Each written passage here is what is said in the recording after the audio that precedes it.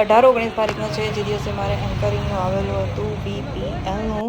ત્યાર પછી ઘરની હાલત જો તમે, ઘરે બારબી બનીને અને આ બર્થડેનો દિવસ બી આવી ગયો. તે દિવસે મસ્ત કુકરની સીટી પર સીટી ચાલતી હતી, કારણ કે યાર કેક બનાવવાનો હતો, જેમાં શક્કરિયા અને ગાજર જે છે બોઇલ કરીને મસ્ત આવી રીતે ડેકોરેટ કરી દીધા. અને પછી પડી ચાલતી હતી, પડી અમારા બધા જ ડોગની પડી ચાલતી હતી, પડી.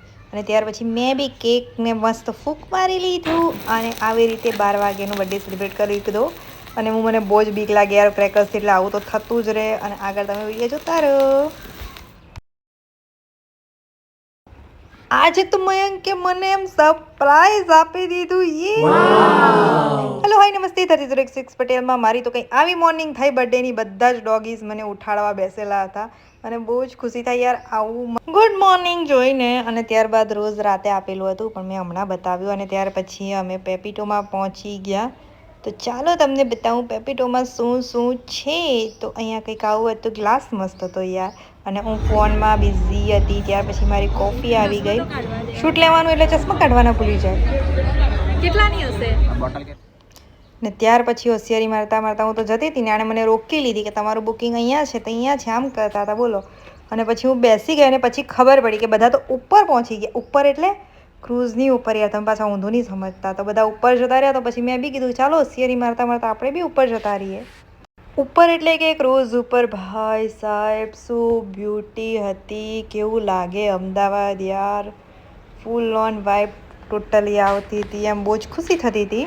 ને આ તો ડેલી વ્લોગ છે, પણ ડેલી કેટલા નીકળી ગયા ખબર નહીં. પછી ગરબા ગાઈ લીધા. અને ડેલી વ્લોગ હોય એટલે આમાં બધું બેક આવે, એ જોવાની મજા અલગ છે. ને આંટી જોડે જે મેં ગરબા કર્યા છે, શું મજા આવી ગઈ ભાઈ. દ્વારિકાનો નાથ મારું રાજા રણ છોડે છે, એ ગીત પર ચાલતું હતું. ને પછી મયંકને ડાન્સ શીખવવો પડતો હતો યાર, તો એ પછી શીખવી દીધો. હજી આ બધા વિડીયો અમુક એડિટ કરવાના બાકી છે, હજુ અત્યારે એડિટ કરી રહ્યા. અને પછી જમવાનો તો ટાઈમ જ નહોતો મળ્યો યાર. અને મમ્મીને બી વચ્ચે લઈ લીધી ફોન કરીને.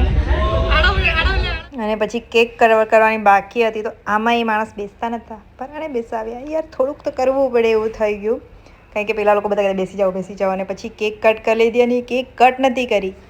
અને પાછું જવાનો સીન લેવાનો બાકી હતો, તો તે લઈ લીધો. અને પછી પાછું કેક કટ કરવાનો વિડીયો પાછો શૂટ કર્યો, કારણ કે ત્યાં ટાઈમ કટ ટુ કટ થઈ ગયેલો હતો. અને પછી આ લોકો મને લેવા નહોતા આવ્યા, એટલે પછી મેં કીધું ચલો મૂકવા, કે તમે કીધું હોત તો અમે આવી જાત, પણ વાંધો નહીં.